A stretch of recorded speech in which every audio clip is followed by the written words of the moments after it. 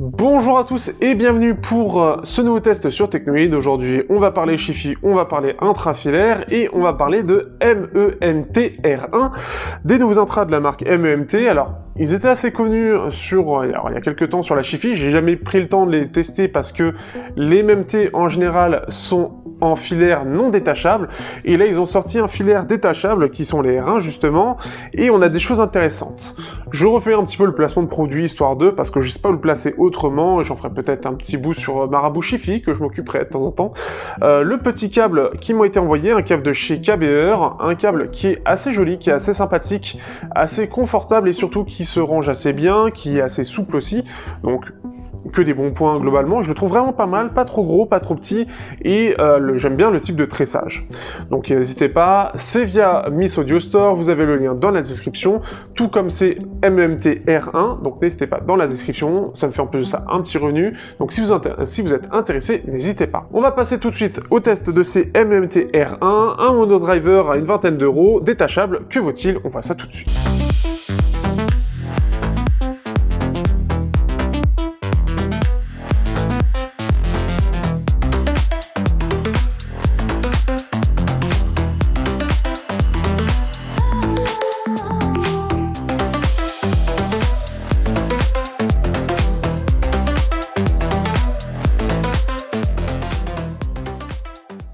Au niveau du design, les MEMT R1 ont un design qui est, on va dire, assez sympathique puisqu'ils sont bicolores et transparents.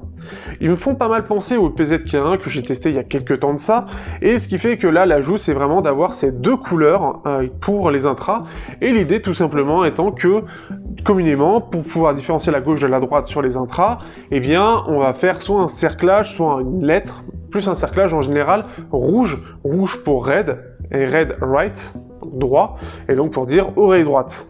C'est pour ça d'ailleurs qu'en général vous avez ce type de mention, c'est pour justement différencier la gauche de la droite. Et certains intras aiment bien s'amuser à faire directement des différents coloris pour justement différencier la gauche de la droite. Et donc ce qui fait qu'on a ça, en plus de ça ils sont transparents, donc le corps en lui-même est assez transparent, on peut voir le driver en lui-même, driver qui est logoté MEMT, donc c'est assez rare pour le noter. Ce genre de choses par exemple je l'ai déjà vu, mais avec TRN sur des armatures équilibrées sur des drivers, j'ai jamais vu ça. Donc c'est une première en soi, c'est assez drôle qu'il y ait ça. Et on a donc une façade, une petite façade qui fait un peu marbrée, et donc d'un côté on a rouge, de l'autre bleu, avec MEMT écrit dessus. Pas grand chose à dire de plus, on est sur du 2 pins type C, donc pareil, quelque chose d'assez commun aujourd'hui, c'est plutôt une bonne chose.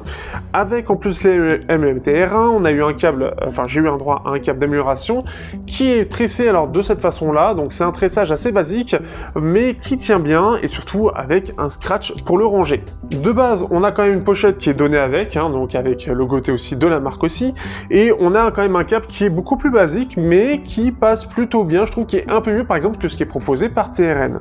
Le tout en plus ça avec une protection et tout, et un scratch toujours pour le ranger, et le scratch est quand même pas mal, surtout pour encore une fois des câbles un peu entrée de gamme, parce que ça a tendance à être fin, et qui dit fin en plus de ça a tendance à s'en mêler assez vite, et pour les remettre bien, c'est très chiant, ce qui fait que là c'est bien, on a un scratch, c'est pas une mauvaise chose. D'ailleurs par contre le câble a tendance à vite devenir un peu vert, alors c'est pas très grave, mais ça fait un peu moins joli pour le coup. Au-delà de ça, ce qu'il y a de bien, voilà, c'est le côté un petit peu transparent. Par contre, le fait que ce soit un monodriver fait que ça fait un peu pauvre, ça fait un peu vide. Donc c'est à la fois joli, mais je trouve que d'un côté, c'est tellement pauvre que... Est-ce qu'il aurait pas fallu faire plutôt plein? Ça aurait été peut-être un peu mieux. Mais après, chacun ses goûts. Chacun, aime bien... certains peuvent bien aimer ce type de choses. Moi, je trouve que, en général, j'aime bien, mais en monodriver... c'est un peu bizarre. Le tout avec donc la canule qui elle est en plastique, alors du même bloc au final, des embouts qui sont eux donc blancs, embouts assez basiques, assez standards, silicone, rien à dire de spécial dessus. Ça ressemble un peu à des TRN mais en blanc.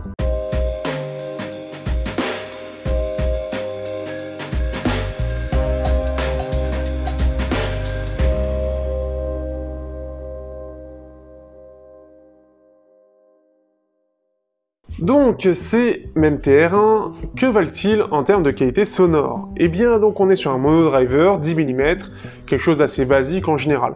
On n'a pas beaucoup de monodriver sur cette zone de prix, mais on peut penser à un peu plus cher les Tinify T2+, que j'ai beaucoup apprécié pour des intras neutres, mais aussi plutôt dans ces prix-là, le Blon BL03 qui a été beaucoup hypé, peut-être trop par certains, moi j'y suis pas sensible, je les trouve un peu mous, mais ça c'est autre chose, on y reviendra. Les MTR1, eux, ont un son qui est assez particulier.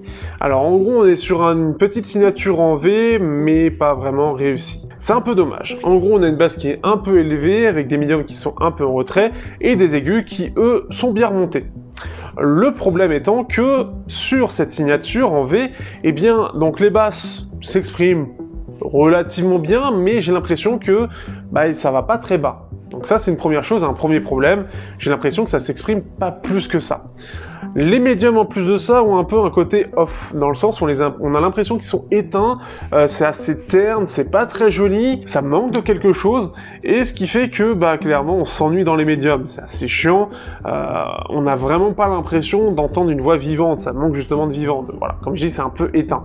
Et on a des aigus qui eux ressortent assez bien, peut-être trop, avec ce côté un peu, encore une fois un peu chinois, ce pic qui va aller dans les hautes fréquences, et qui va vous péter un peu les oreilles. Ce qui fait que ça c'est quelque chose qui va pas mal ressortir.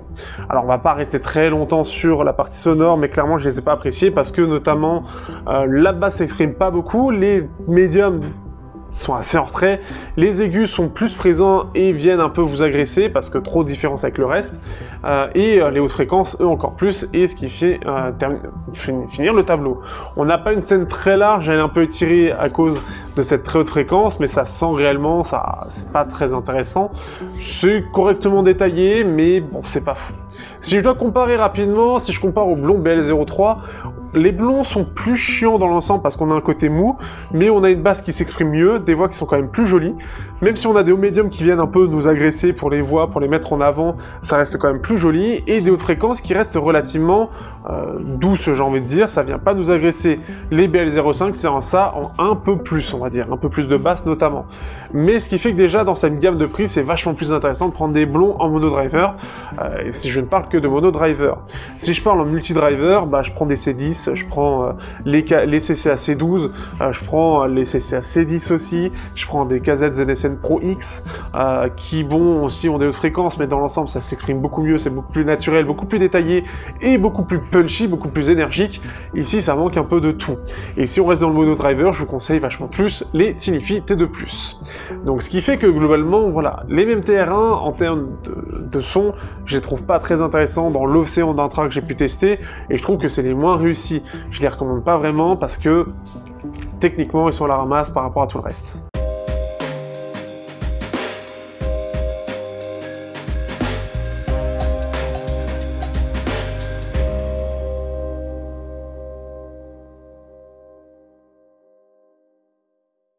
On va finir sur la conclusion, donc, alors que penser de ces petits MTR1?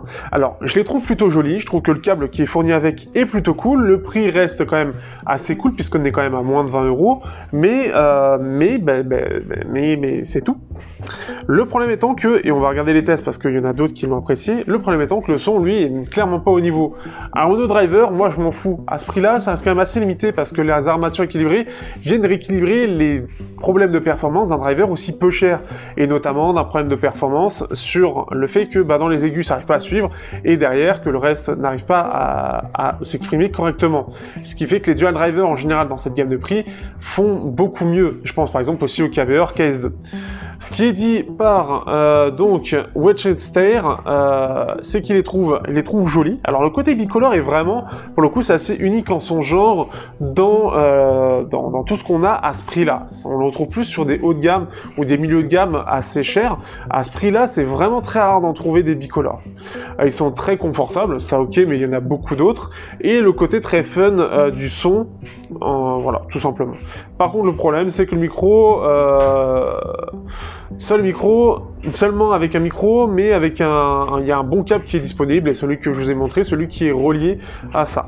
Mais ce qui fait que, bon, c'est bien, mais c'est sans plus. On est sur une signature en V, mais elle est pas très belle, et lui, il la trouve bien, parce qu'à mon avis, il a pas beaucoup de choix, il a découvert MMT de ce que j'avais vu de la review, MMT il y a quelques temps de ça, et il a décidé de prendre cette nouvelle version. Mais c'est pas parce que on est sur quelque chose qu'il a déjà connu que c'est forcément bien, et malheureusement, quand on connaît tout le large choix qu'on a dans cette gamme de prix, eh bien ils sont pas du tout intéressants. Donc je vous conseille d'éviter ces intras.